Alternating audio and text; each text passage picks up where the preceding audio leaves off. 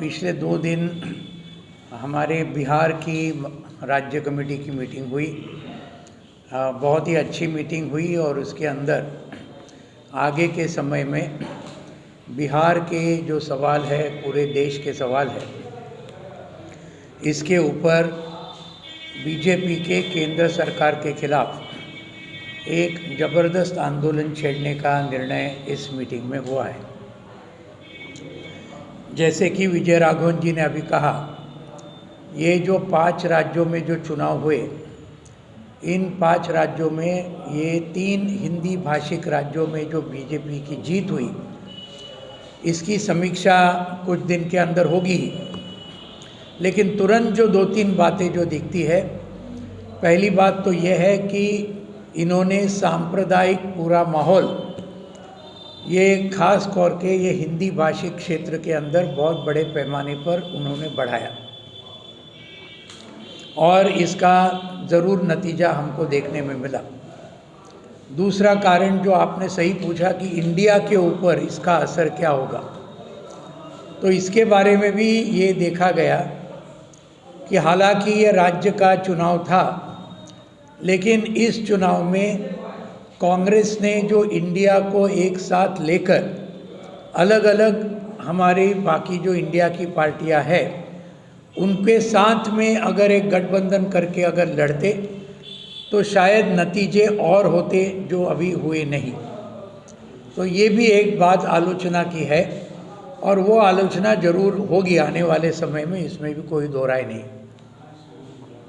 तीसरी बात ये है कि ये सब करते हुए हमें आज जो लोगों के सामने के जो रोज़मर्रा सवाल है, इसके ऊपर और ज़्यादा पैमाने पर हमको लड़ना होगा, जनता के बीच में जाना होगा, तो ही हम ये बीजेपी को हटाने का जो काम है, ये अगले लोकसभा के चुनाव में हम कर सकते हैं। तो इसके ऊपर भी मुझे लगता है कि इंडिया जो गठबंधन है, वो अगले मीटिंग जो होगी उसके अंदर ज़रूर इसके बारे में और ज़्यादा गंभीरता के साथ चर्चा होगी और उसके अनुसार निर्णय भी होंगे। अभी दूसरी बात जो हाल में ये 26 से 28 नवंबर बहुत ही बड़ा आंदोलन पूरे देश भर में मजदूर किसानों का हुआ। पटना में भी करीबन 30-35 हज़ार हर दिन 26 नवंबर, 27 को, 28 को हज़ारों की तादाद में हमारे किसान और मजदूर और खेत मजदूर पूरे बिहार से आकर ये एक बहुत बड़ा महापड़ाव ये बिहार के राजधानी में हुआ और लगभग पूरे 30 राज्यों के राजधानियों में हज़ारों की तादाद में जो मेहनतकश जनता है वो एक साथ आई और ये पूरे अभी जो पिछले हफ्ते में नवंबर में आखिरी हफ्ते में बहुत बड़ा आंदोलन ये पूरे देश भर में हुआ, जिसकी कॉल संयुक्त किसान मोर्चा ने और केंद्रीय मजदूर संगठनों ने दिया था।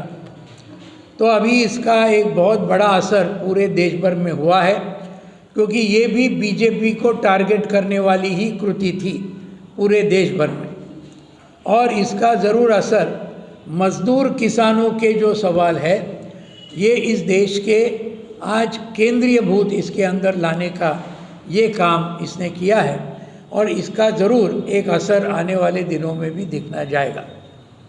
आखिरी का पॉइंट ये है कि आज देखो अलग अलग महंगाई बढ़ रही है, बेरोज़गारी बहुत बढ़ रही है। अभी बिहार के अंदर ये जो स्मार्ट मीटर बिजली के ये बिठाने की शुरुआत हुई है, वो केंद्र सरकार की नीति है। इससे बिजली के दाम बहुत बड़े पैमाने पर बढ़ेंगे लोगों के लिए। और ये सब मामले जो है, आज देश के अंदर भूख बढ़ी है। हमको मालूम है ग्लोबल हंगर इंडेक्स पूरे दुनिया का जो भूख का निर्देशांक है, जब मोदी सरकार आई तब भारत का नंबर 120 देशों में 55 नंबर पे था हंगर इंडेक्स में, यानी भूख के निर्देशांक में 10 साल पहले। अब 10 साल के बाद क्या नंबर हो गया भारत का? यही 2023 में नया हंगर इंडेक्स जाहिर हो गया, ऐलान हो गया। अभी 125 देशों में दुनिया के भारत का नंबर हो गया 111। इतना नीचे आ गया, 55 से 111, यानी हमसे ज़्यादा भूखे देश कितने रह गए इस दुनिया में? सिर्फ 14 देश रह गए। ये क्या दिखाता है? ये हमको ध्यान में रखना चाहिए। और ये लोग बोल रहे हैं कि सब अच्छा देश में चल रहा है, महंगाई बढ़ी, बेरोज़गारी बढ़ी, भूख बढ़ी, असमानता बढ़ी, ये सब आज हमको दिखाई देता है। इसको मद्देनज़र करना चाहिए और ये जो आर्थिक सामाजिक नीति जो है इसके खिलाफ में लड़ना चाहिए।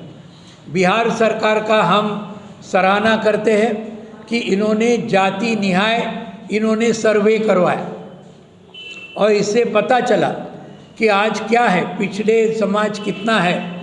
85% आज पिछड़े हुए लोग हैं, सिर्फ 15% आज फॉरवर्ड के इसके अंदर गिनते हैं। और आज बीजेपी की केंद्र सरकार ये जनगणना भी ये जाति के आधार पर करने को तैयार नहीं है।